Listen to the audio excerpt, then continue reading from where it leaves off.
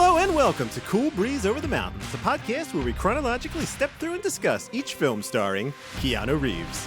My name is Andrew Gormley, and I am one of your hosts. I am joined on this episode and all but one episode so far by my co-hosts. As long as there is a single breath left in her body, she will not give up, and neither can we, Whitney Nelson. That is categorically untrue. But hello, everyone. No!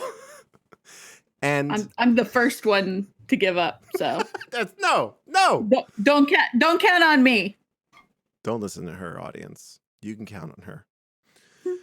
6 hours ago, I was ready to give my life for him. Do you know what has changed in the last 6 hours, Evan Wells? Nothing. Oh, God, it's a cheesy part of the movie. It's a great line. Come on. Yeah, okay. All right. We're fine. doing it. The thrilling conclusion. But first, let's get some stuff out of the way like we always have to do, okay? Up top, as always, website's coolbreezepod.com, email us coolbreezepod@gmail.com, hit us up on Twitter @coolbreezepod. You can also find us on anchor.fm. Leave us some voice messages, as some people have said they were going to do but have not done yet. Maybe throughout the course of this episode we might get a couple. I don't know. Tisk. You can always send your reviews any way you want, and we can read them live on the air. And if you send an audio message, we'll play it, as evidenced in previous episodes, specifically the Matrix one, our first one. If you like what we do, you want to support it directly, you can join our Patreon at patreon.com/coolbreezepod. But if you don't want to throw any bucks our way, a review on iTunes is clutch. I can't stress how important that is. Really. So clutch. Do either of you have any ideas on how we can stress how important a review is? It's a tough one. Like, what's equally I feel like important? we've already threatened. We've already cajoled. Right. We've already pleaded to the sweet strains of Sarah McLachlan. We've done all those things. Mm-hmm. In The Matrix, when it's super important that they answer the phone so that they can leave the Matrix. Yeah. It's like that. Guys. Yeah, we need that. And what's happening right now without them is that Sentinels are discovering our ship, the Squiddies, while we are in the Matrix. Oh. And they're about to blow it up. And what's going to happen is the three of us are just going to randomly fall limp while walking the streets of the Matrix. Nobody wants that. All because you didn't leave a review. Well done. Okay. Well, there you go. So I think that says everything. There's your motivation. Do it. Just let us answer the phone, It's so easy. That's all it takes. Right. Call someone you love. Yeah. Evan. Exactly. Did I do it? You did it so well. You did so good. Bravo. Take the rest of the episode off. You're great fine. Episode, guys. We'll see you next week. What are we talking about today, Ev? We are talking about The Matrix. That's, I was trying to keep it topical. Yeah. But specifically The Matrix Revolutions, the last movie in the trilogy. The plot synopsis from IMDb is as such. The human city of Zion defends itself against the massive invasion of the machines, as Neo fights to end the war at another front while also opposing the rogue Agent Smith. Mm-hmm. It was written and directed, like the other two, by the Wachowskis, Lena and Lily. Actually, Whitney, did I hear you say Wachowskis, a hard CH? Yes, you did. Is that correct? I don't know. All right. It's good to just take a stance, pronunciation stance, and stick to it. I've just always thought that it was Wachowski. It might be. All right, we'll put it to a vote. Listening audience, you tell us. Yeah. Hit us up on Twitter. Is it Wachowski or Wachowski? Actually, write your answer in a review. Oh. We will. That was such a good idea. Yeah. I spilled my drink. I've done it again. It's perfect. So some some return names here, as you might expect, co-starring alongside Keanu. Most of the original cast: Lawrence Fishburne, Carrie-Anne Moss, Hugo Weaving. And replacing the late Gloria Foster is Mary Alice as the Oracle.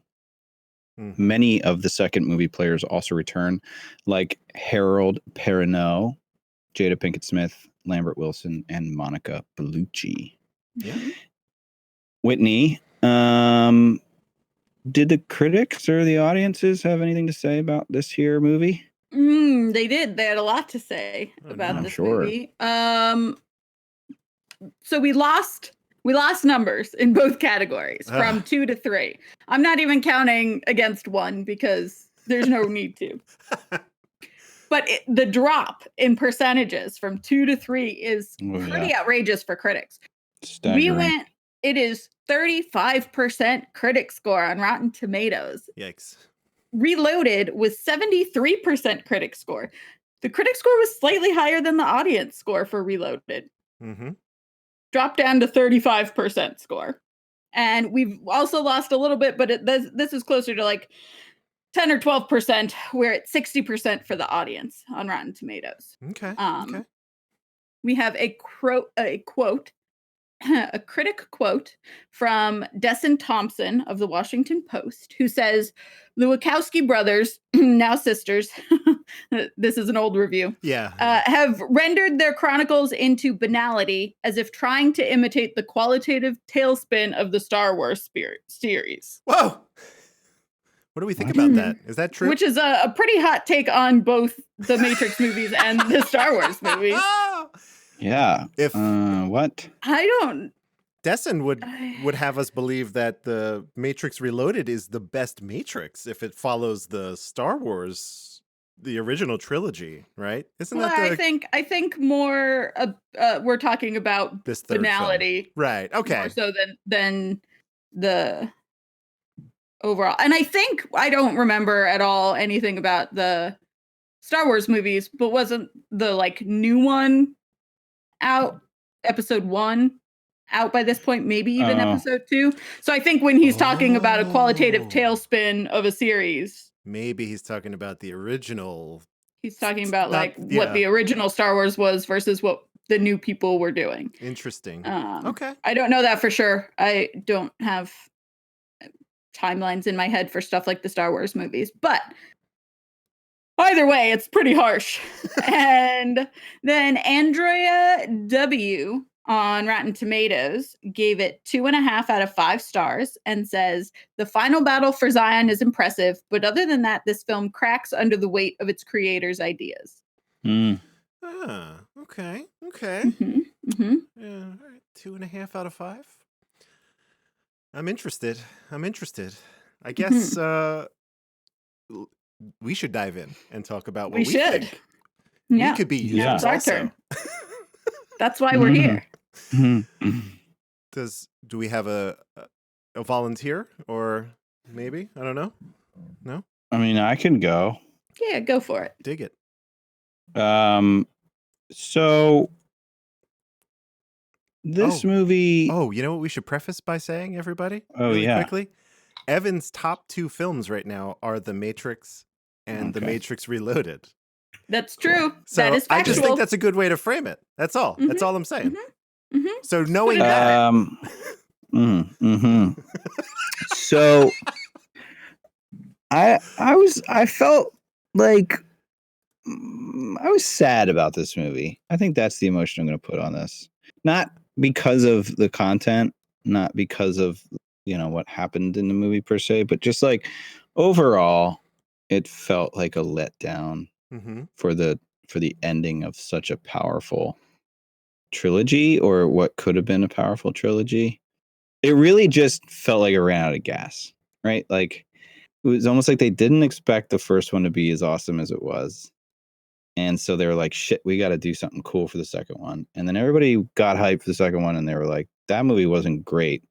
And then the third one came around, and everybody was like, well, now what? Like, how are we going to do this? So then you started to see some nods to the first one in this movie, and it just felt like this last ditch effort, or this stabbing in the dark to just kind of be like, maybe we can just reuse shit that was cool in the first one that everybody loved, and that'll make people like this one.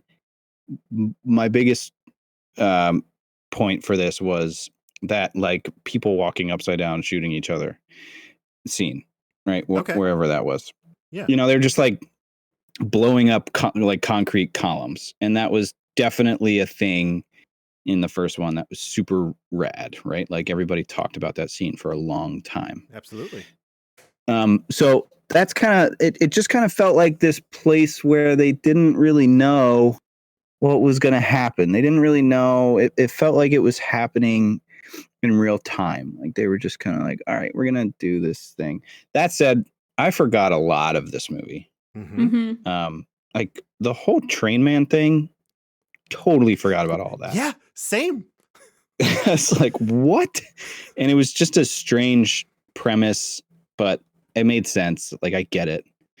But just odd. And at any rate, as we think about kind of like how we approach these things, the pacing was slow. Like it felt like this movie had like 4 scenes and they were all just extremely long. And that's fine in its own right, but it just made the movie very slow. The plot was like okay. I mean, they had to find conclusion. I don't know. I kind of wish after the second one, I would have just sat and thought about like how I wanted the trilogy to resolve before I watched this movie, because I don't think it at all would have gone the way it did. So that's like a bummer for me, but now I'm like biased inevitably just because of how it was laid out. I think the whole thing around like protecting Zion was great, and like that made sense, right? That had to come.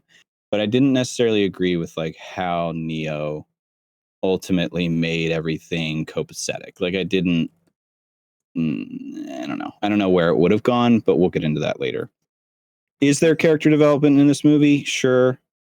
A touch, but for the most part, everybody's kind of figured out. You know, they kind of built up the kid that wanted to like be a hero and that stuff, and that was fine. By the way, Andrew, you may know this. Was the like kid that wanted to be the soldier? I forget his name as an actor. Was he also in Fury Road as like one of the like spray paints his mouth guys? If you're thinking of Nicholas Holt, who that kid in this movie resembles, I don't believe it's him, but there is. Okay. I don't think they're the same. Yeah, but there is. Yeah. I see a resemblance for sure now that you mentioned it, but I don't That's think all I they're kept the same thinking person. about. Right. So yeah, he had development, I guess. Original, sure. I mean, everything Matrix is kind of original in its own right. I'm sure there's like ties to other things, but when you watch this movie, it's like, wow, this is pretty original. Technically, I think it's all there. Like we didn't lose that. Like there's a lot of impressive stuff going on in this movie. There was some bad green screen where I don't know if like money ran out, but there was definitely some bad green screen. It was that bad in Reloaded too, though. We talked about that. Like the green screen was where it fell apart and looked bad. Yeah, for sure. Keanu was great. He kept like each movie. It's funny, the Oracle kind of calls him out in the movie for this. He just gets like more and more callous in every movie. Like it starts to get to a place where his character's like a little hard to watch because he's just kind of like deadpan almost to like a bad place. And I get that that's in certain instances that's who he needs to be, and I think that kind of happened in a really bad way in Trinity's death scene, because then he was like way the opposite person all of a sudden. Yeah. And it was like too much. It's like, pick one, bro. Like you can't. Or I get it, like you can be deadpan guy who still feels love, but you don't need to be like hella mushy guy for 30 seconds in this movie and then a complete polar opposite for the rest of the movie. So that was like a little offsetting, but I think Keanu does great in these movies. I think this is his kind of role. But some of those things from the early days that we didn't like about him being a romance lead, like kind of snuck back in, and that was a bummer. Yeah. But that's it works, but I don't think, and I'm not alone on this. Like, I don't need to see the third one to enjoy The Matrix. Right. Mhm. Do you need to see the second one to enjoy The Matrix? Nope. No, but I'd probably prefer that to So the just third. 1 and 2, and they never made a third one. The third It's one like comes out watch next year. 1 and then like 2 comes on afterwards, and it's like, okay, I'm gonna go get a drink and I'm gonna get some popcorn, and those 2 things are gonna happen with like 30 minutes between them. Wow, that's a lot of popcorn. No, but I'm gonna like wait at the microwave for the popcorn to finish. Got- I'm taking this too far, but Yeah. you get it. You definitely lost me, but Sure. I understood where you were coming from when you started. There'll be breaks in the second one, but I'll watch it. You Yeah. got to see them werewolves. That's what it's all about. So Yeah. no, I'm fucking around. Don't watch for werewolves. So Anyway, I'm curious. So do you think you would align closer with that critic score or the audience score? Are you a 35% in this movie, or are you a 60% cool on question. this movie? That's a good question. Oh, they're so far apart. They're so far apart. Right. I'm just curious. There's no wrong answer. I'm just, You know how I'm looking at it? It's like I enjoyed 35% of this movie. Yeah. Hey, I So- mean, that's probably a good way to go about it. Mm-hmm. Yeah. You're at the 35% mark. And it's like pretty much just protecting Zion. That was like good. Right. All right. That's crazy. Andrew, Yeah. what'd you think? Yeah. I agree with a lot of what Evan said here. This movie was thrilling at parts. Specifically the defense of Zion, right? I really like that part. And really because it reminded me of a great video game cutscene. More than anything. I think the Wachowskis, whatever we want to call them, they have an appreciation for like strong visuals that they see through. Like when all those mechs were firing their machine guns up at the hole in the ceiling, and you just see the squiddies falling just by the Squiddies. hundreds, like just plummeting to Yeah. their death. That was a great visual. I liked a lot of that. Oh, sure. And I like the stakes. I like that because we decided in the last movie that Neo was like, I'm going to take this door. I don't care. I'm going to take my chances and do this Yep. for love. I like that there are actual ramifications to that. We don't know if the previous incarnations of the one, we all just have to assume they went the other way and 23 people lived and the rest of Zion perished, which is dark, but pretty cool. Then there's a lot of this movie that I just we didn't need, right? I think all of these movies are hovering right above the 2-hour mark. So like Evan said, Yeah. I think there's a reason why we forgot about the whole train thing, because it doesn't make any sense. Like if you subtracted that from the film and it was just that Neo was in a coma or just like, whatever, unconscious for a bit, nothing is lost. And Yep. we gain a little bit more time to keep the pace going, which was, again, very uneven. I liked, we're fighting, we're in Zion, then we're in the Matrix at this train station. I'm like, come on, what are we doing here? It's such a bummer. Yeah. All of the stuff that happens outside of Zion for me is real tough. Like I didn't really care for it too much. And I wonder if this was just a time issue where they were like, we want to do these movies back to back to get them out and be done. And it hurts. Like the ending, it is a resolution, right? Sure. And sacrifices are made, and those are all themes that we see in all the Messiah and Christ stories and all that stuff. But it just did not. It was like, it's over now. okay, great. That's kind of how I It's felt. finished. I don't have to Yeah. watch this movie anymore. I Yep. don't want to seem super down on it. Like, I feel like, again, I like 35% of this movie. That's a great way to frame this. Character development, we don't know. I liked Agent Smith's kind of conundrum that he runs into with the cookies. Like, I smashed your cookies. Did you see that coming? Yeah. I thought that was really funny. He's like, if you did, that's In his own head. Yeah, then you bake them just so I could do that. Like, and I was like, oh, that was that's the mind bendy stuff of like fate and all, those are the cool things. I like that. I wish they kind of would have dove deeper. That's the thing that if you told me that was what was driving him, like this insanity about are the things I'm doing because they're already I'm down for that movie. As it stands, it's kind of just passed off and we don't get anything. Yeah, the Machine City was pretty cool, I guess. I don't know. The machine that he talks to at the end, right on the nose, it's called Deus Ex Machina. I don't know if either of you knew that. And I'm like, I did know that. That's weird. I got nothing. What was really good? The guy Bane did a stellar impression of Hugo Weaving. Incredible Hugo Weaving impression. It was pretty cool, actually. Out of this world. That guy's I was sitting there like, impression.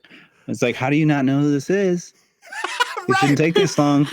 No one else talks like this, Neo. What the hell? Yeah. Right. Yeah. So that's it. I had a lot of thoughts. This is my litmus test for this. We watched Reloaded.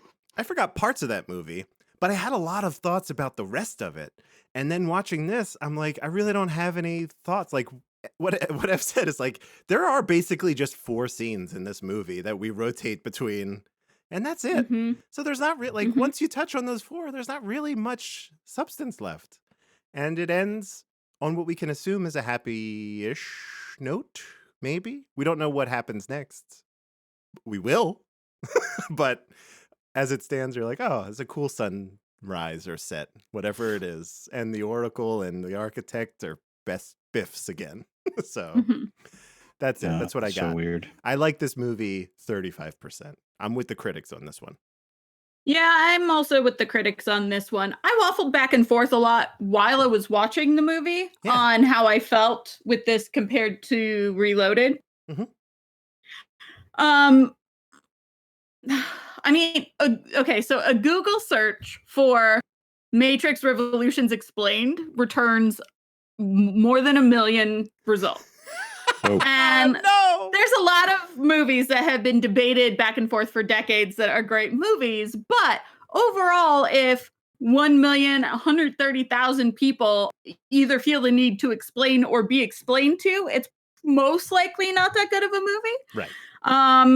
I think that a lot of the train stuff that you guys had a problem with, I didn't have a problem with. I feel like what it is how it felt to me is that the Wachowskis had an idea for the whole story.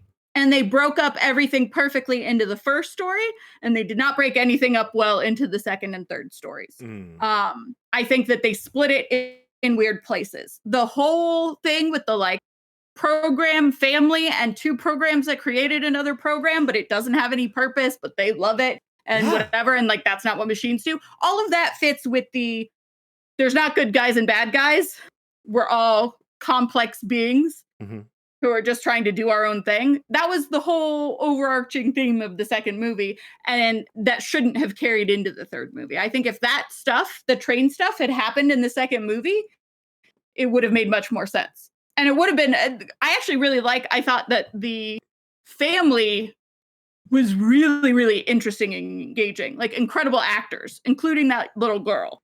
Yeah, she was good. I thought that they had a lot of I don't know, there was a lot of charisma to all 3 of those people that when they were on screen, I wanted to watch them. I think that if that had been in the second movie where that was more or less the theme of the second movie, which is they're just like us. They're not the bad guys. Yeah. It would have made more sense. This movie, okay. So this not It's to a get lot. like too Whitney on you guys. Okay, here we go. Oh, strap in. But when you're talking this much about solipsism, which if you don't know is the like philosophical idea that only your own mind is the thing that you can be sure exists Mhm. because you're thinking it.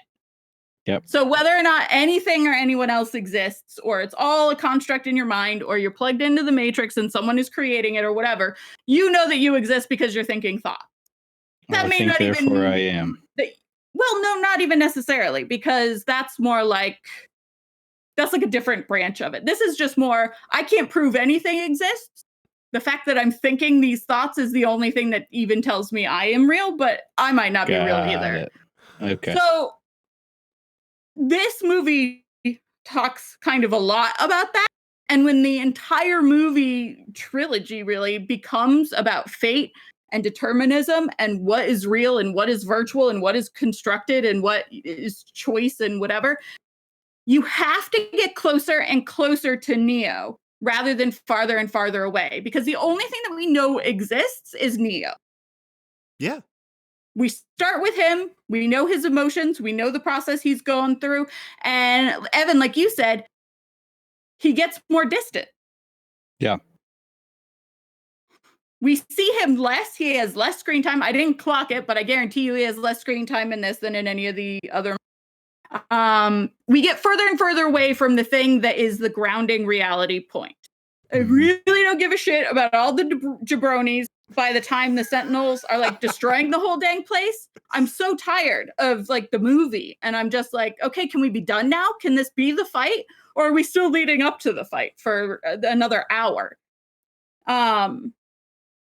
Roger Ebert had a review of this movie, and there's a line where he writes, "My concern about Neo has been jerked around by so many layers of whether he's real or not, and whether he's really doing what he seems to be doing, that finally I measure my concern for him not in affection, but more like the score in a video game."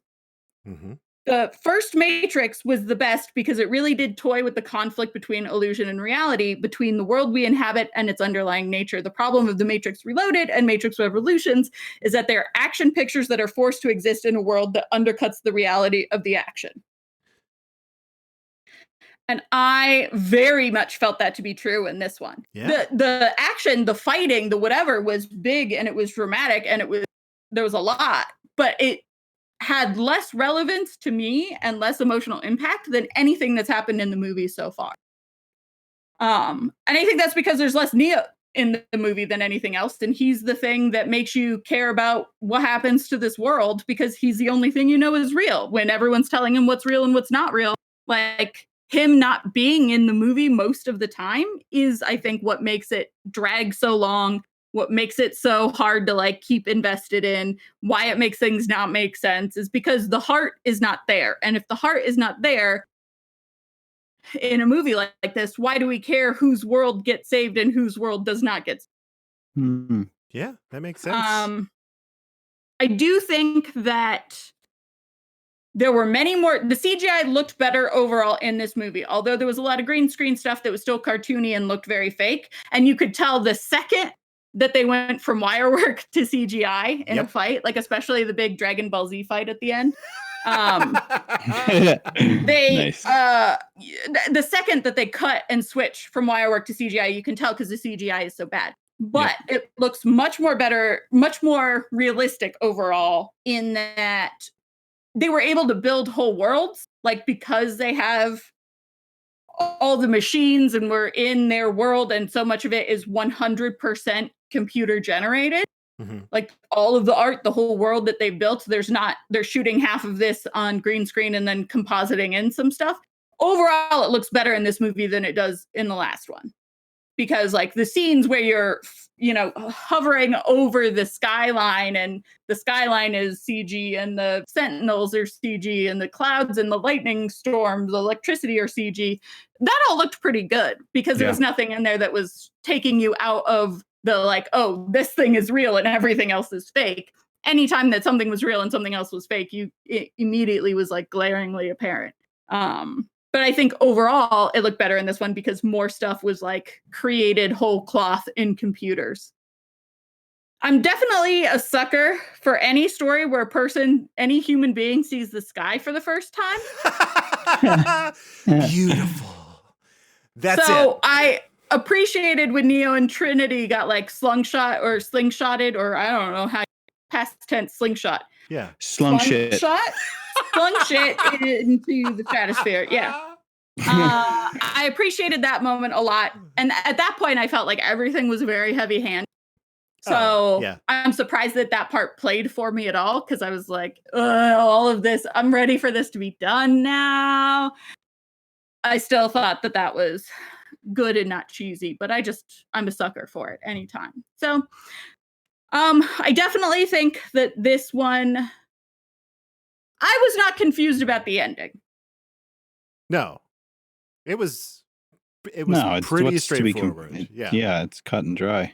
So for that many people to be confused about the ending, I feel like part of that's because of the switching between the 4 scenes over and over again that did it. But I also think that people, I mean, obviously everyone was expecting Neo to like defeat the machines and humans rise up and he like leads them out from underground or whatever. And that was never going to happen in this movie because it's not what this movie is about. Yeah. Sure.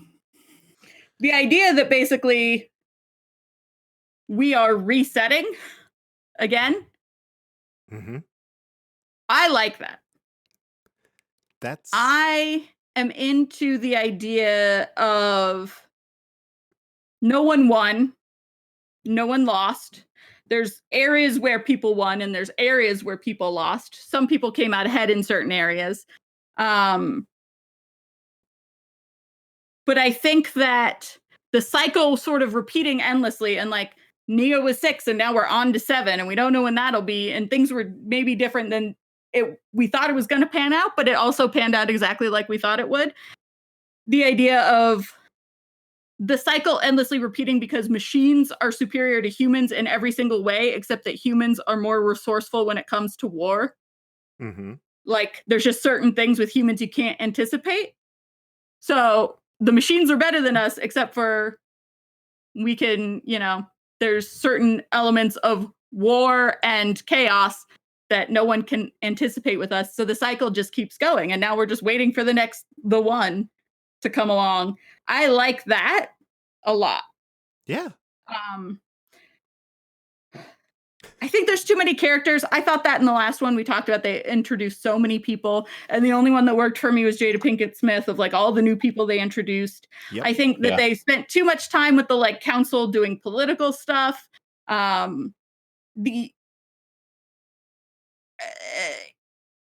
was so much immediacy that was missing. Neo is gone. Things were missing. We were waiting for this thing to be found. We were waiting for the machines to come. Like dope martial arts and like cool car chases and whatever, and Neo being around all the time, those things of the immediacy made everything else that was like very big and vibrant and whatever in this movie not work for me, because it all had a layer of removal. It all was a little bit emotionally not resonant for me. Yeah. Well, they brought us a bunch of characters that we don't like. The young kid is like, oh, okay, Neo saved him. I don't really care about him, right? And then he enlists, and there's that, I don't know what he is, a lieutenant or a general. And he's like, you're too young. He's like, the machines don't care. And it's like, oh, there's a relationship between these two now. It's like, but I don't care. Like, that's just an army guy or whatever. Yeah. We need more Neo. Need more Neo. I have 2 questions for both of you here. Actually, one of them is a theoretical, but it's been bandied about quite a bit. If you do Whitney's search for Matrix Revolutions Explained or whatever, a lot of people seem to believe that Agent Smith was the one, not Neo, because he was what ultimately was the wrench in the spokes of the machine's plans, because he was taking that shit over at an alarming rate. Mm-hmm. Do either of you have any thoughts or mind-blown feelings about Agent Smith being positioned as the real one?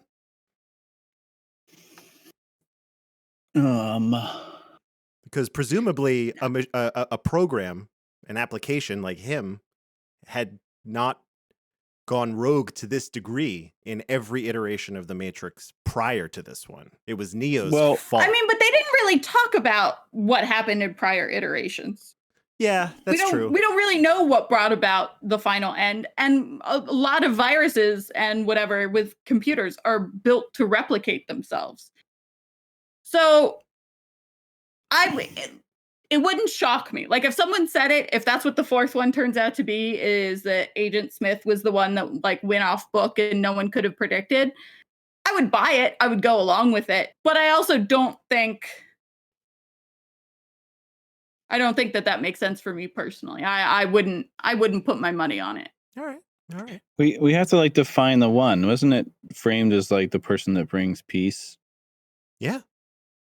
Or like balance. The one balance. It's about balance. It's about like having the war come to a head and then both reset the cycle and continue all over again. Mm-hmm. How does just like recreating himself 100,000 times bring balance?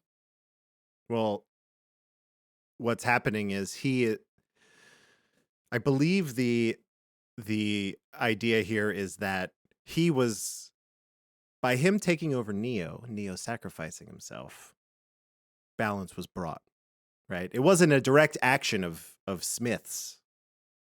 And again, I'm just paraphrasing what I've read. So I don't particularly believe this, but I do think it's an interesting exploration into the character. I don't buy it. Hey, that's cool. I'm game.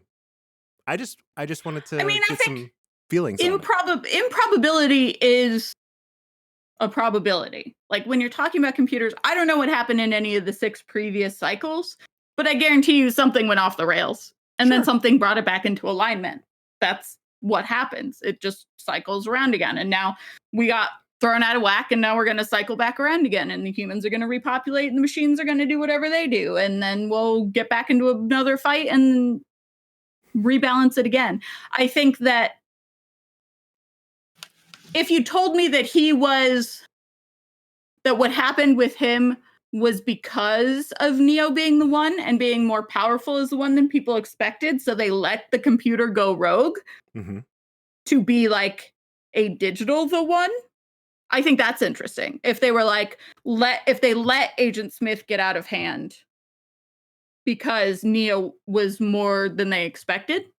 Yeah. And they were like, we need someone else to go rogue because we don't know what Neo's going to do. So to balance that out, we're going to let this computer jeopardize everything. That's interesting. And that's kind of a version of Agent Smith being the one. And that's a story that would be interesting to hear more about, I think. Yeah. But I don't think, like, the thing is, the one isn't the one. No. He's the 6, and next up is the 7. Right.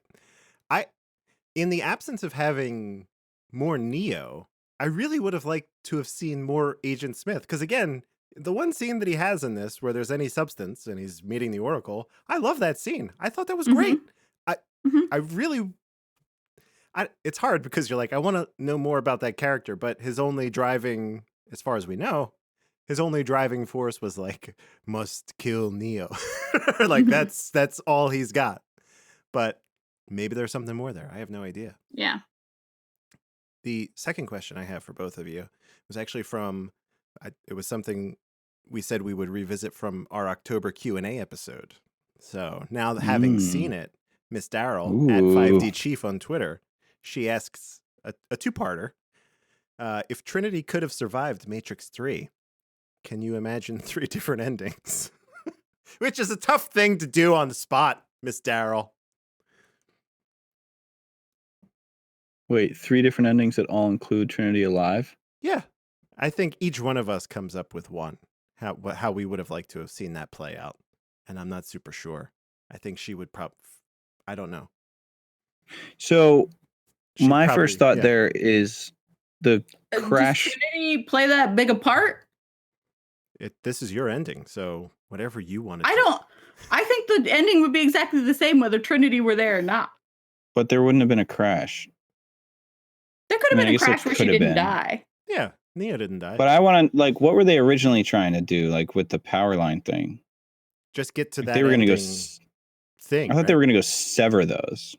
No, I think the plan was always to go talk to Machine God. Yep. Machine. The hand of the machine. Yeah. Yeah, then she just would have, like, hung out in the ship, you know, like, checked Instagram while he. Or she did would have been that. there in the room, but the hand of God would have been talking to Neo and not her, so she might as well have not been there. Right. She would have probably been Yeah. sidelined either way. She's sidelined either way, which is Because a shame. I still think in a final scene between Agent Smith and Neo in that big end fight, she's not going to be there anyway. No. She would be helping people down at Zion or whatever. Because that's where she was in both of the first movies. So she was always on the periphery. And I think that Neo would have sacrificed himself one way or the other, whether Trinity was alive or dead. True. Hmm. Yeah. Not 3 different endings, Miss Darrow. Just what we had described here. I think just the one ending that was exactly the same as the ending that it was. I also think we brought Trinity back once, and also it's science fiction. You can bring anyone back any number of times in any Right. number of ways you want to. I'm not convinced Trinity's dead. Yeah. I mean, There's going to be some Ghost in the Shell kind of thing or something, I don't know, where Trinity will be. I mean, she's in the next movie, right? Like, she's cast. oh yeah. Yeah. That we get casting news all the time. They just Yeah. actually Pretty cast cool. the guy from Mindhunter also recently.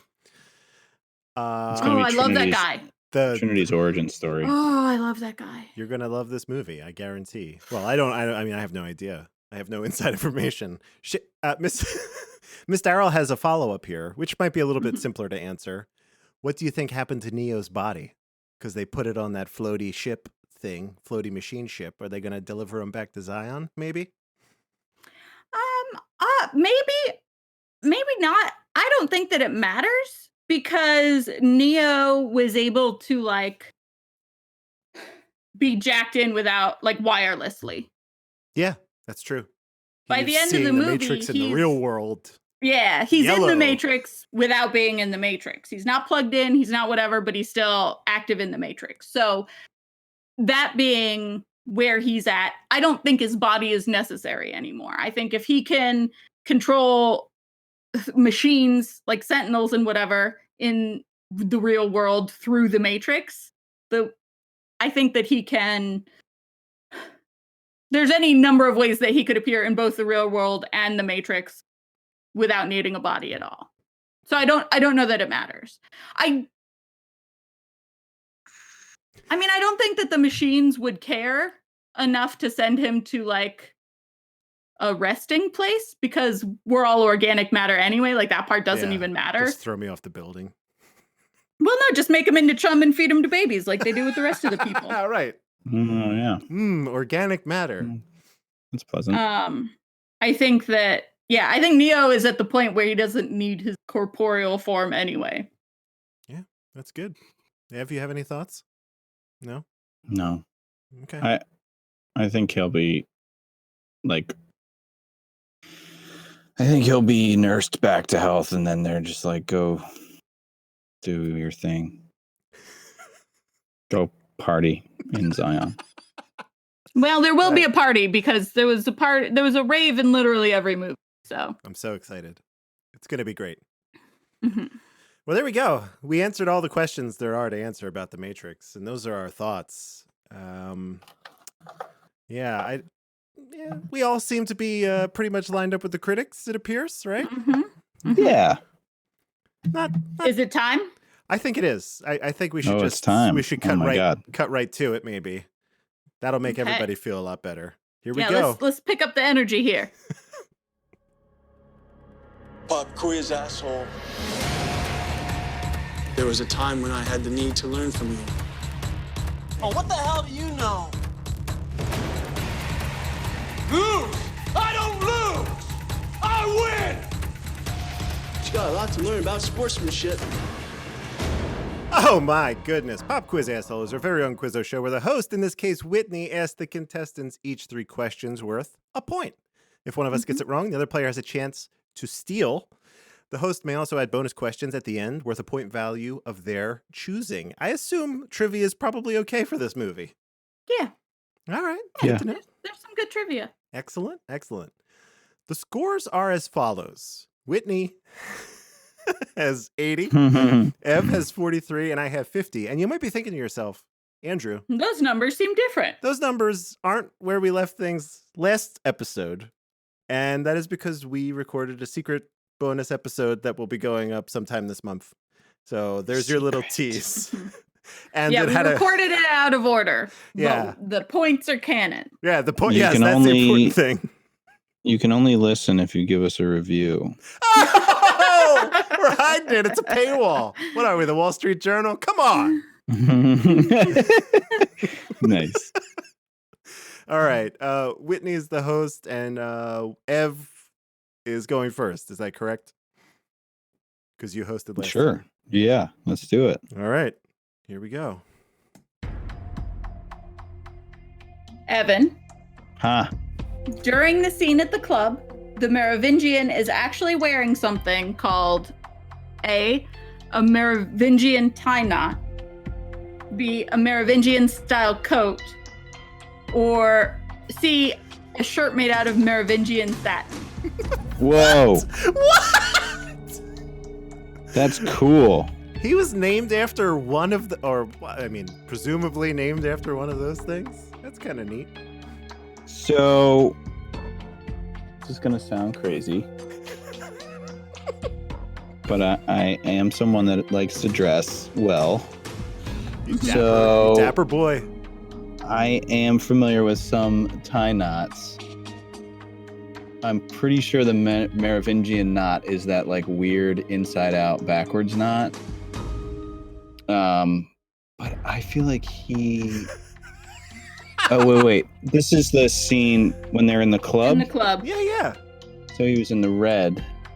hmm He had Red shirt, red tie, black coat. Oof. Yeah, he had like a diamond stud through the knot. Mm-hmm. I don't know if that was. I'm gonna say not because that's the only Merovingian thing that I know. So my guess is not. That's correct. Yes. Holy shit! That's awesome. It's really hard to tie. I've tried Mhm. many times. So for full disclosure, there was a dynasty. It was the ruling family of the Franks in the middle of the 5th century until 751. So Merovingian could describe a lot of things, but in this Mm. particular case, it was a tie knot. That's incredible. It's a cool knot. Yeah. Andrew, Eye for details. I'm ready. what about the opening of this third Matrix film was unprecedented? Oh. 1. It was the first feature film to be released in both regular and IMAX theaters at the same time. Whoa.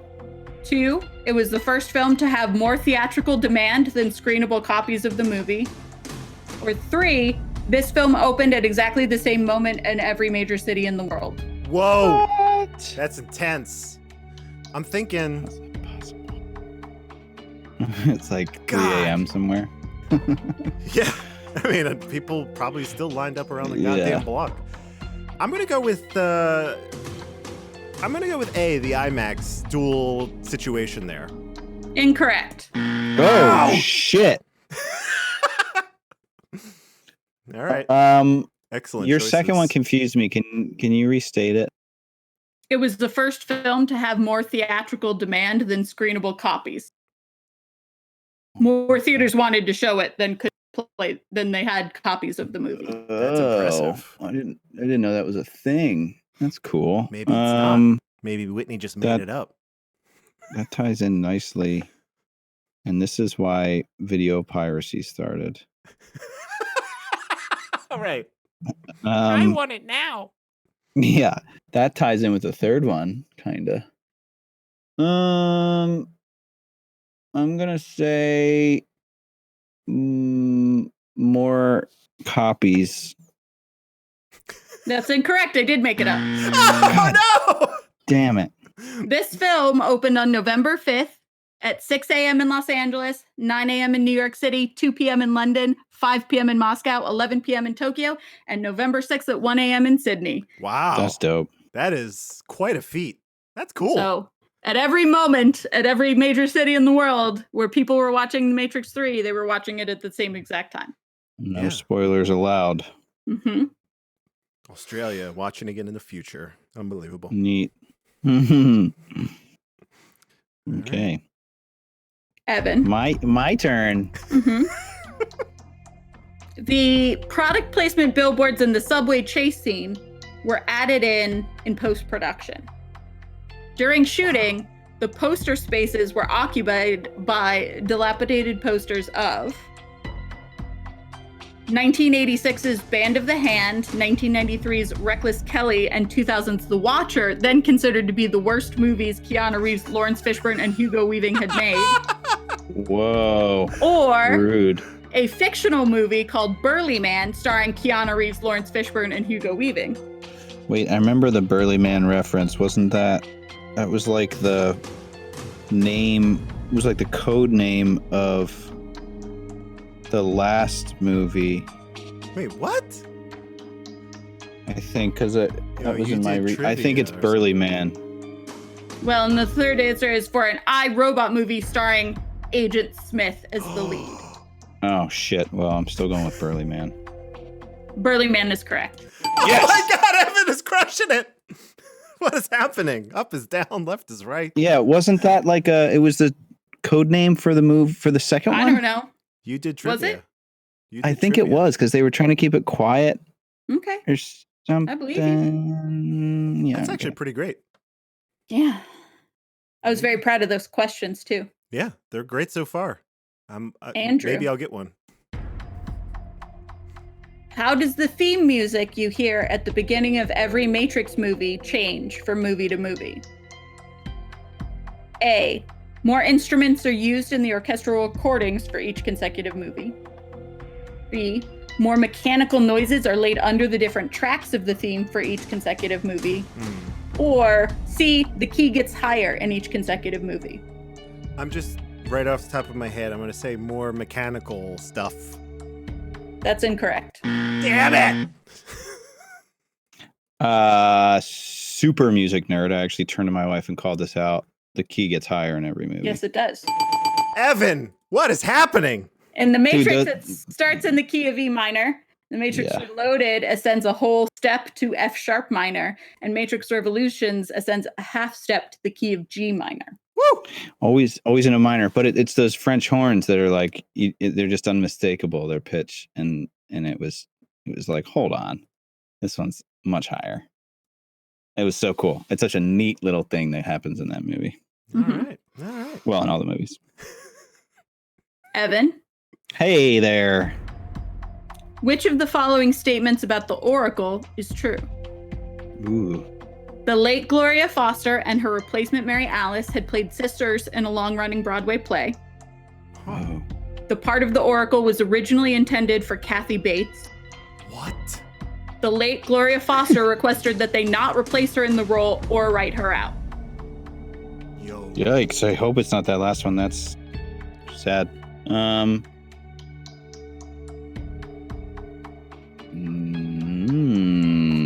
These are great They are. options. They are. Oh God. I'm just gonna say A. Correct. Oh my God. What is happening? Wow. The two My- Oracles played sisters on Broadway for years and years. That's That was cool. my only logic there, was that they were trying to get two people that looked remotely the same, so that was an easy out for them. Interesting. Andrew. All right. Oh my gosh, I got to make some moves. Go for it. Maggie and Captain Rowland both briefly mention VDTs to describe a possible cause of what happened to Bane and why he has self-inflicted cuts. Did Obviously, at the time, not knowing that Bane is possessed by Agent Smith. What are VDTs? 1. Virtual delirium tremens. Delirium tremens are a medical side effect of withdrawal. So it would be virtual withdrawal. Okay. Virtual disengagement tachycardia. Tachycardia is rapid heartbeat that can cause fainting spells caused by disengaging from the Matrix. Or VDTs are never defined or explained throughout the entire expanded universe. Oh! Expanded universe! That's like books and the Animatrix and shit. Oh. Music, please start over. All right, I feel comfortable now. I gotta do something. Let's go with A. Delirium sounded fun. So that is a fan theory. The most common fan theory is virtual delirium tremens, but the actual answer is VDTs are never defined or explained once in the whole expanded universe. Oh, God! No. They talk about VDTs more than once. It's mentioned. I hate it. And it's never ever. You can't find it anywhere else. Oh, I don't like it. All right. Should have read the books, Andrew. I should have read every piece of literature about the films. Damn it. All right. I have 2 bonus questions. Oh, my gosh. shit. Maybe I'll make some goddamn momentum here. All right. First one to answer. Okay. Both worth 2 points. All right. Hold on. Did we skip a steal in the last question? Oh, no, Yes. we did. Whitney. Me and Whitney are deemed it even. Too powerful. It's too powerful. We're finally even. We're finally even. I did skip a steal. That's okay. I got too hype. It's fine. Yeah. Right. It's good. All right. I'm ready. All right. Get these bonuses. A machine rotatable at 360 degrees was specially constructed for the effect of Neo and Smith fighting in the air, heading upward to the sky. What was that machine called? Was it the pig spit, the tuning fork, or the gimbal go round? Gimbal go round. Incorrect. Damn it. The pig spit. Incorrect. Damn it. The It's tuning fork. Did I called it the tuning fork. Okay. This is a recall question. Oh. Ooh. What's that mean? Each time we're in the Oracle's apartment, there's a song playing in the background. Oh, Though it is no. different versions in both The Matrix and The Matrix Revolutions, it is the same song. What is that song? Oh, There's no multiple choice. God damn it. Just start naming Whoa. songs. Oh, man. Somewhere over the rainbow. No. I'm not even going to wrong myself. It's a jazz song. Mm-hmm. That doesn't count, though. I know. I'm What just is jazz? thinking out loud. Feeling kind of blue. No. No. I'm already out anyway. Oh, God. Oh, man. That's not going to come to me, but it's a good song. It's I'm Beginning to See the Light, which is a very good come song. on. What It's an 2 asshole. different versions in the 2 different movies, but it's I'm Beginning to See the Light in both. There you go. I actually have another bonus question ready. We didn't talk about it. I thought it might come up, so I didn't say anything. But do you want to do another bonus question? God, I got to try to get on the board. This is a pathetic round. It's my worst round. Let's do it. Lines of Matrix code are embedded in one of the CGI effects in this film. Andrew, this is Andrew Yes. ringing in. You don't need to do anything. It's the rain Yes. at the end. It is the rain at the end. Oh! Thank God. Whoa. Wow. Here's what happened. Mhm. I didn't bring this up, but I thought it was great.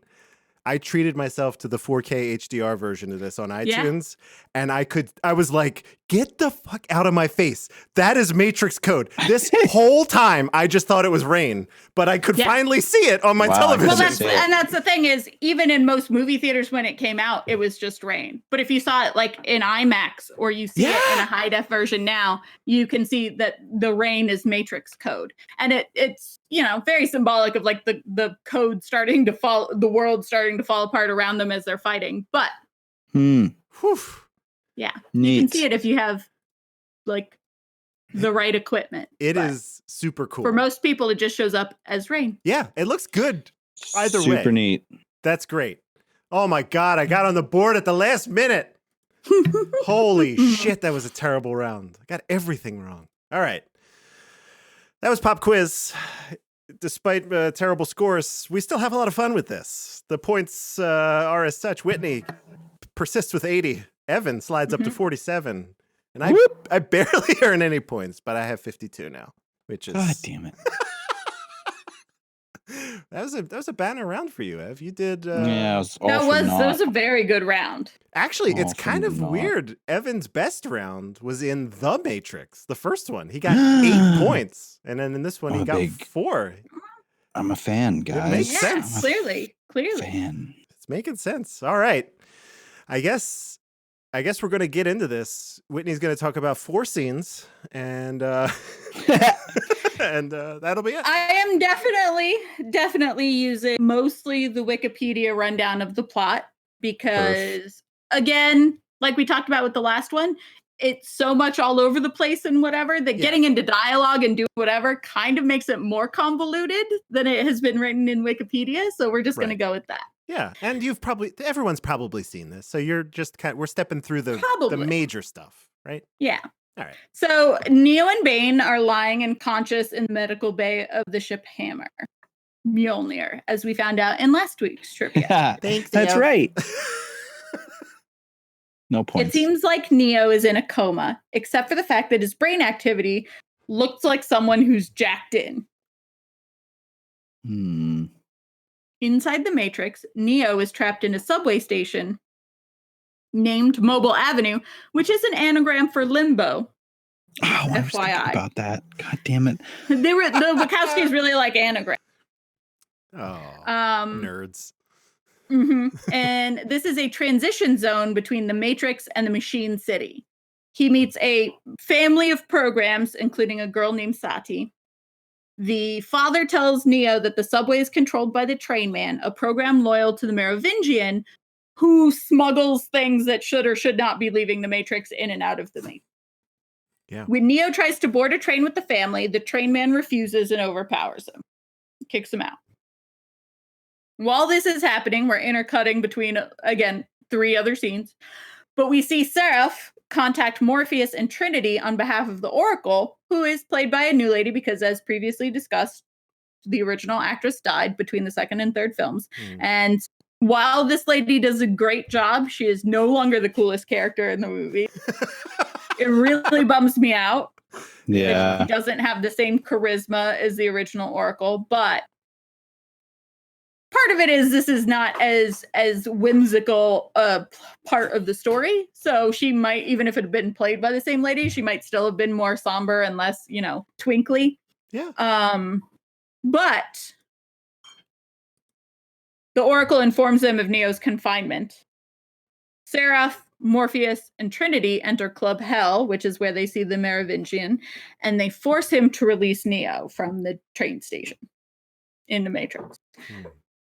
Troubled by visions of the Machine City, Neo visits the Oracle to hear it from the horse's mouth directly, who reveals that Agent Smith intends to destroy both the Matrix and the real world. He's done with everything. Right. He's had it with their shit. She states that everything that has a beginning has an end, and that the war will conclude. After Neo leaves, a very large group of Smiths assimilates Sati and Seraph. One assimilates the Oracle, and in doing so gains her powers of precognition. And that's after the whole, I smashed your cookies, did you bake them just for me to smash? Did you know that was going to happen thing? And then he absorbs the Oracle, and then he is the Oracle to some extent. In the real world... Why with the Oracle could he absorb her through her wrist? What was that about? It was touch-based with everyone that he absorbed. Yeah, No, but it was always like through their sternum. You want to be gentle. I guess he had like some respect. I don't know. It was just strange. It was like, why? Yeah, I don't know. You don't need to do that whole Indiana Jones and the Temple of Doom thing with the like ripping out the still beating heart. You don't have to do that with Nicole. Like, she's a lady. I just She's feel like been you the should big- because she's Big like man on ultra campus powerful. for a long time. So like, just, you know, absorb her in a way that preserves her bodily autonomy. Yeah, a kindly I way. don't know. She wasn't going to fight. That was the thing. I think if you have somebody, I who's do gonna think that's fight part of it. Is back- everyone else that we saw him absorb would maybe fight back, so he just like went straight for it and Yeah. was like right into the spinal column. With her, she wasn't gonna fight. Yeah, she knows better. So it was wrist. All right, that's fine. I digress. This is your nitpick for this. This is the hill. It's the weirdest nitpick, It's continuity. All right. Fair. Okay. but it's not continuity. They don't say anywhere that it has to be like subdermal or internal for him to absorb people. They kind of do by doing it to 100 other people in the previous movies. Yeah, I mean, You set a standard. all right. Also, maybe he got more powerful and he didn't need to gut someone just to absorb them. That's true. There were literal That's millions possible. of him, right? Mm-hmm. Maybe she was wearing It's a long time if you're reaching dead into the middle of a sternum of every person that you're absorbing, and it's millions of people. Maybe he Maybe just she's got wearing sneakier about it. she had on a protective vest to stop this sort of attack. Okay, here's what we'll do. We'll Perhaps. give it a 34% rating instead of a 35 for the wrist thing. Tell us in the reviews what you No, think. we will not remove the point Tell us in reviews. because of the weird bee in Evan's bonnet. Hey, I understand. Oh man, that's funny. Mm. So, cut to the real world. The crews of the Nebuchadnezzar and Mjolnir, or the Hammer, find and reactivate Niobe's ship, the Logos. They interrogate Bane, who does an incredible Agent Smith It's great. impression, and he says he has no recollection of the earlier massacre. So the captains are planning their defense of Zion. Neo requests a ship to travel to the Machine City, and motivated by her encounter with the Oracle, Niobe offers him the Logos, which Neo takes. Hmm. He leaves, accompanied by Trinity. Bane, who is stowed away on the Logos, takes Trinity hostage. Neo realizes that Bane has been assimilated by Smith in a way that no one else does, especially shocking considering the fact that he does a spot on Hugo Weaving the entire time, Yeah. and a fight ensues. Bane ends up burning Neo's eyes with a power cable, Hmm. permanently blinding him, and really fucking his face up. Yeah, that was bad. Neo, with this blindness, discovers an ability to perceive the world as golden light. It's true. It's like a wireframe of fire.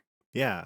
It Is was how he sees the world. Yeah, it's like any movie you've seen where they go, it's like Tron, maybe. Like, you know, everything's Mm. Tron-esque, but more flamey. Yeah, that's true. More flamey. Like if Tron in the Eye of Mordor had a baby, it would be how Neo sees the world. Yeah. It's yeah, perfect. yeah. That's That is perfect. the analogy. Nailed it. So through this golden flame sight, he can see both the real world and the Matrix and whatever, but he sees and kills Bane. So Bane is gone. Trinity pilots them to the Machine City. Then we see Niobe and Morpheus rushing towards Zion in the Hammer to aid the human defenses against all of the Sentinels coming. Mhm. Zion's shipyard is overwhelmed by a horde of Sentinels.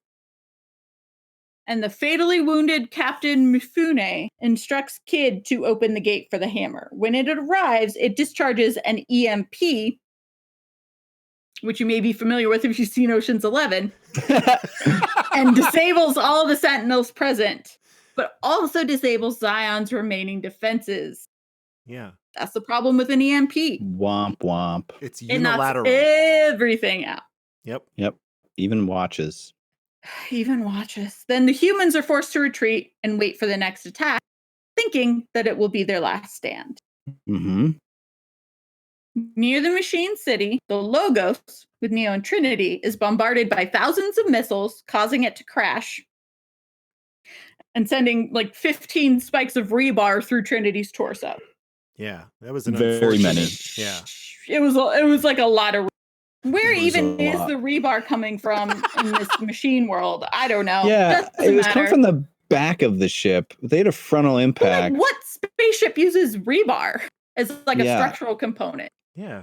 Yeah, That's not the I don't- point. The point is Trinity is skewered like a lot of time, and she says that she can't go any further. She's gone as far as she can go. She can't finish this with Neo, and he has to go on without her. And he's like, nope, I won't. I can't. I need you. And she's like, you don't have a choice, son. I'm dead. And then I've now gone off book a little bit from the Wikipedia entry, in case you tell. Right. It's fine.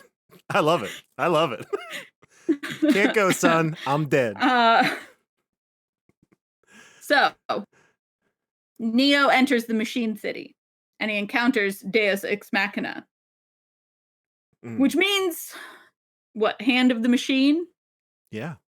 But essentially means like a godlike intervention in a story. That's really truly it. Yes.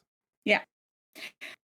Apparently, Deus Ex Machina is the machine leader, but kind of looks like the pits in the Mummy that like all the souls are in the tombs. I just gotta say, I love how often the Mummy comes up on our show. Just Well, that's my fault because it's one of my favorites. I know.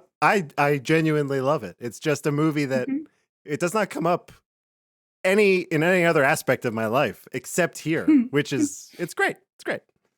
It should come up more often. It's a great movie. Maybe Anyway, yeah. that's what the Deus Ex Machina looks like. Neo warns that Agent Smith is planning to conquer both the Matrix and the real world and bring all down. And he offers to stop Agent Smith in exchange for peace with Zion. The machine leader agrees, and the Sentinels immediately stop attacking Zion. The machines provide a Wi-Fi hotspot for Neo to enter the Matrix. They don't really explain this, but it's just a thing now. I thought that was actually, I mean, it was cool. Like conceptually, they formed like a little chair for him to sit in. You know, it was neat. It plugs in all of his little pluggy parts. You know, Yeah. I didn't like that the head one went so fast. it's It was rude. like all the other ones were slow and kind of just grabbed his little pluggy suction parts nicely. But the one that goes into your damn cortex Sure. was like rapid fire, Kind of stabby, yeah. super stabby. So he's inside the Matrix now. Agent Smith, with the Oracle's powers, mind you, steps forth, saying that he has foreseen his victory against Neo.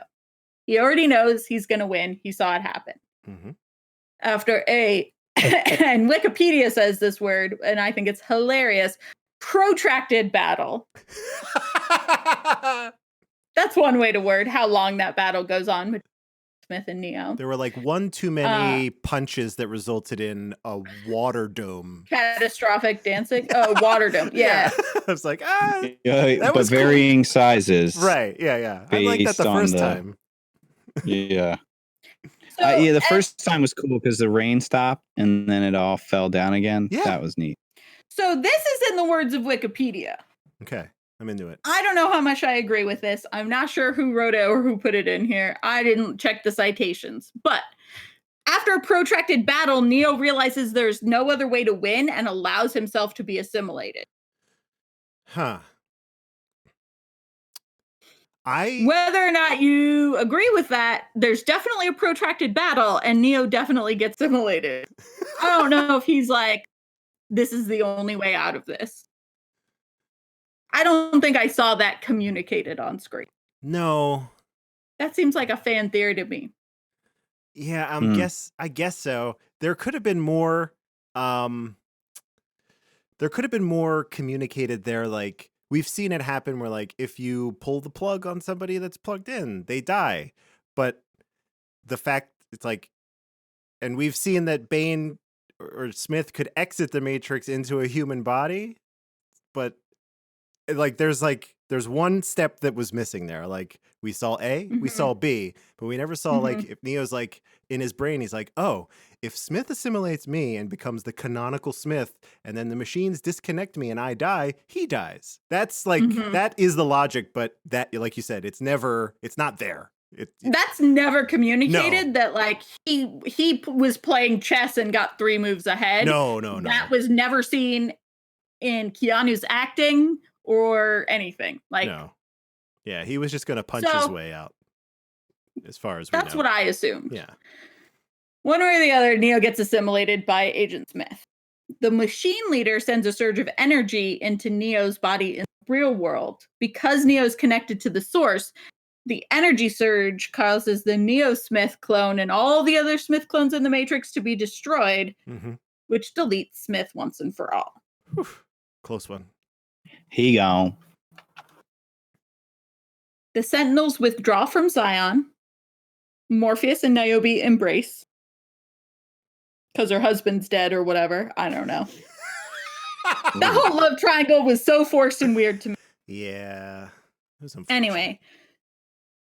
Neo sees a final vision. And I just lost my place in my notes. Hang on. And that's the end. Neo sees a final vision of the Machine City while apparently succumbing to his injuries as his body is carried away by the machines. Yep.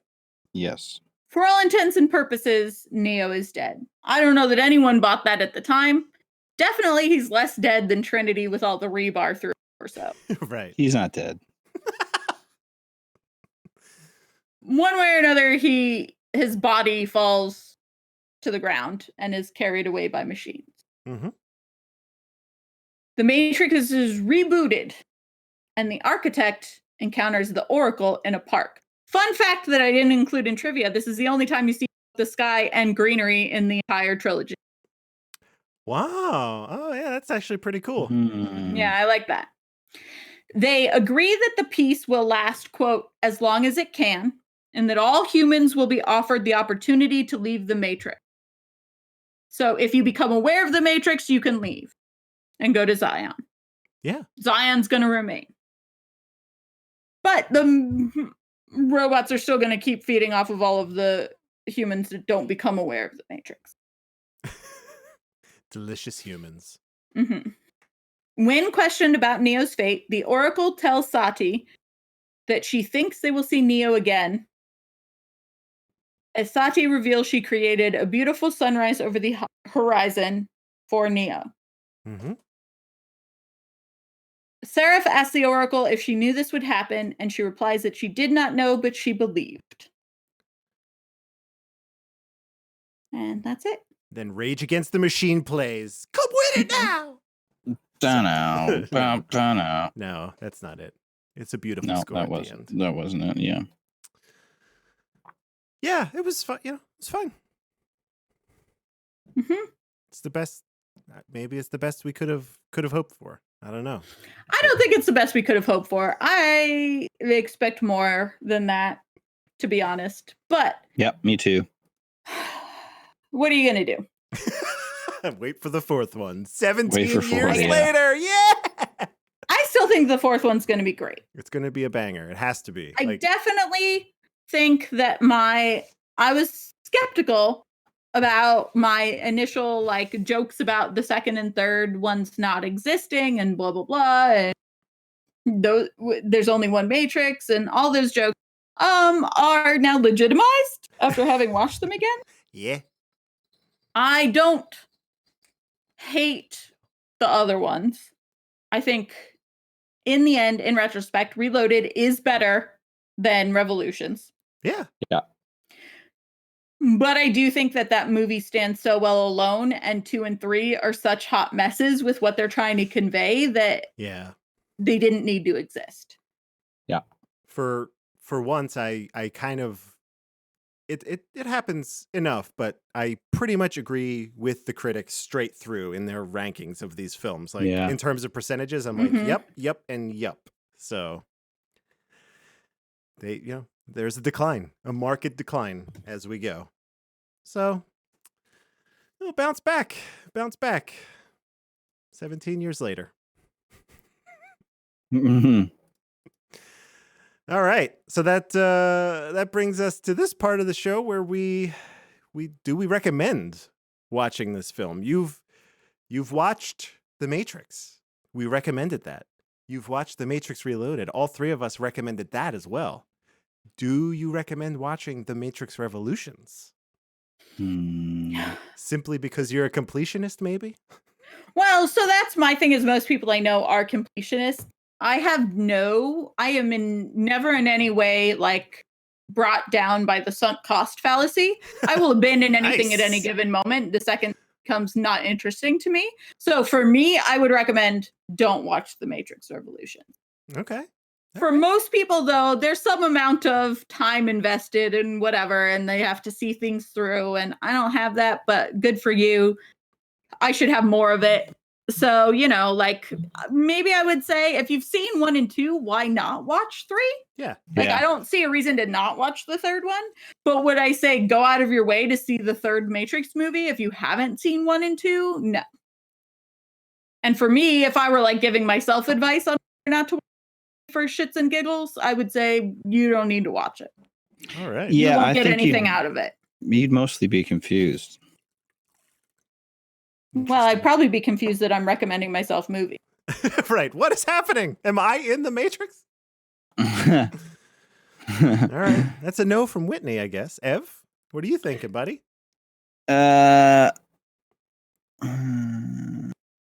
No, I'm of the same mind. It's like complete the trilogy. If you saw the first 2, just do it. But like, don't expect a lot, and don't be upset if you're checking Twitter. Right. Don't make it your primary source of entertainment at the time. Right. It's okay to take a phone call. Just mute it. You'll be fine. Yeah. All right. So that's a yes, but like a tentative yes from It's Ev. a soft yes. All right. I feel confident saying that I would recommend it in that same capacity. Like, I'm a person. I just You're a like person. right. Just full stop. Yeah. I'm a person. You should watch The Matrix. Right. And It's and what we you're a talked person. What about. you will. Right. I'm a person. How that plays into your review, I don't know, but just remember that Right. moving forward. I thought I had something more to say beyond that phrase, and then my brain just decided not to. I like to, for this again, the way the trajectory of The Matrix has worked was like the first movie is perfect. It stands alone. It didn't need sequels. And then for the second one, I thought a lot of the reason why I liked it was because they went for it to varying degrees of success. And the same is true for this one. Visually, there's a lot here. It might not always pay off, but like it's worth a check out, if for no other reason than to be prepped for Matrix 4. So that's my Mhm. recommendation. Yeah, that's a good point. So there Yeah. you go. That's two recommends, but a very well argued not recommend from Whitney Mhm. as well. Well, where are you going to put it, Andrew, on the grand list? I gotta know where you're putting it. Hold on. Let's open It's some not documents. very high. Let's play It's with not some very documents. I have it at 16. No, 15. 15. I have it Yeah. at 15. Subtract 1. Yeah, I'm gonna probably. So Evans is at 16. Yeah. No, 15. Sorry. Yeah. And Whitney, where are you placing yours? Oh. I've got it down at 21. 21. In between Tune In Tomorrow and The Watcher. Wow.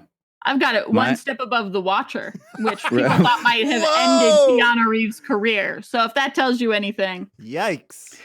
All right. Revolutions is where Whitney put Reloaded, just to frame that up. Wait a minute. One again? I put Revolutions where Whitney ranked Reloaded. Oh, yeah, no, with the exact same spot where I put Got it. Okay. Reloaded. Yeah. he put Revolutions, just to show you how much more harshly I rank things than Evan does. I'm gonna pop mine in at number 19. So that would be betwixt Little Buddha and My Own Private Idaho. Oh my God. Why is Little Buddha so high? Listen, It's too high for me. 100%. It's even higher on my list, and it should not be. Little the Buddha? longer, No. the more distance I get from Little God. Buddha, the more I'm like, I really can't deal with all the nonsensical gray city life in order to get to the like fantastical storytelling of the Buddha's life. Seattle. Keanu was good in that movie. Oh God. He was. His accent alone. As weird as that part was for him, and the fact that he's essentially wearing brown face. Yeah. I mean, problems abound, but hey, all right. The reckoning is soon. almost upon us. Right. It will happen early in 2020, but it's close. It's close. Mm-hmm. All right. So recommendings, rankings, locked and loaded. Next week, complete change of pace. Wow, it could not be a bigger change of pace. We're not, no sci-fi, no nothing. I'm going to be leading us through Something's Gotta Give. Hell yeah. Oh man. Hype. I'm So- excited. Let's watch some old people get it on. Oh boy. Dr. Keanu is in the house. So we've all seen this at one point. Mm-hmm. Sure. Okay. I can't, I have seen this and I can't remember. I think I mentioned. Well, you have already mentioned that you've conflated it this entire time with As Good as It Gets. with another Jack Nicholson movie, but different. Same director. Really? Same Is it with the same writer? director? Question mark? Maybe? Yeah. Wow. Okay. So, there was so this director, Jack was his muse for at least this period of the, this maybe 5 years or so, whenever these two movies came out. But Yeah. Nancy Myers. Both the script and the screenplay are Nancy Myers. wow. And, did, let's see. What Women Want, Something's Gotta Give. Oh. The Holiday, which is one of my favorite movies. I Is love that, The Holiday. Hugh Jackman? That's the one. No. No. Ryan Reynolds? Cameron Diaz and Kate Winslet and Jude Law and Jack Black. I got all of the people I thought Oh, were wow. wrong You in did. that one. She also did The Intern. I like that. That was, I liked it. I did not love it. She did the Lindsay Lohan Parent Trap script. Oh, okay. All right. So She did the screenplay for Father of the Bride. She didn't direct that one, but she did the screenplay for it. All right. Okay. Dig it. Yeah. Well, I'm excited to get into this one. More of just again, you two have seems to have a much clearer memory. Comedy, right? Like a romantic comedy situation, I'm guessing. Yeah. All right. Great cast from what I could tell just by looking at the box art. I try not to look too much more than that, even for movies I've seen. So that's next week.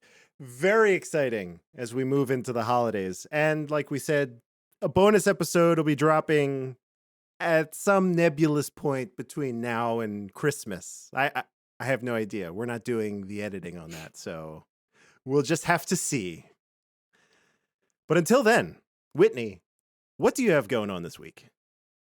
You can find me on Twitter at Whitney_Nelson, NELSEN, and Historical Hotties. We just did an episode of muses, real life muses of artists, and that's a really good episode. I highly recommend it. So yeah, there's that. And then I am soon to make my return appearance on Almost Better Than Silence. I have a date recorded for recordings coming up. So Nice. I'm going to talk all about the video games that I'm playing now, which is primarily the replacement for Hearthstone that I found since I decided to not give my patronage to Blizzard after the whole Hong Kong thing. So Sure. that will be coming up soon on Almost Better Than Silence. And then I also have a few other things, but you can find them all on my Twitter. There we go. Very good. Very good. Evan, Huh. where are you on the internet? What are you doing? Oh, I'm just, what a list. Let me pull up the list of all the places I am on the internet. Give me 1 second. Here we go. Instagram at Evan Akery. Uh-huh.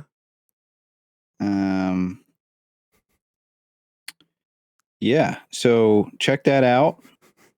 Happy to chat, and yep. How about you, Andrew?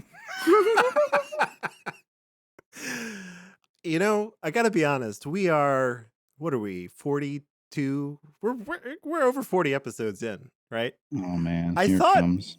I thought that it would get old. It has not for me, actually. So I thought that there was a period where I was like, but then it did that thing where it swung so far back in the other direction that it became funny. I don't know. It's good. If you never Well, promote great. anything else for the rest of the episodes that we do, I would consider that a massive success for Comedy is cyclical. Yes. There we go. Right. So there you go. Instagram. It'll get unfunny again. But then if Sure. you keep going, it'll get funny again. Right. It'll come back. The shtick, the build up, next time when you're just like, let me just you just start click on your, you can hear that. I gotta find where is everything? All right. You can find me on the internet at Dark Driving. That would be Twitter and Instagram, probably the best two places to do that. You can also follow me on YouTube if you search for The Primary Storyline, where I've been getting back into teaching and interacting, video editing classes, things like that. So if you want to pick up a new skill, maybe learn something for the new year, set some resolutions to learn, that'd be a great thing. And that's about it. So we have any other closing thoughts here, anybody? No? Yes? Speak now? So we're done then. I guess. So I'm going to...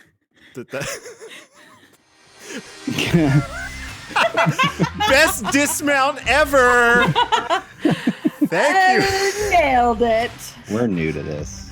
Thank you all for joining us. And in the words of Bill S. Preston and Ted Theodore Logan, be excellent to each other and party on, dudes. Pens across the board from all the judges. Except for France, who gave us an 8. God damn it, France.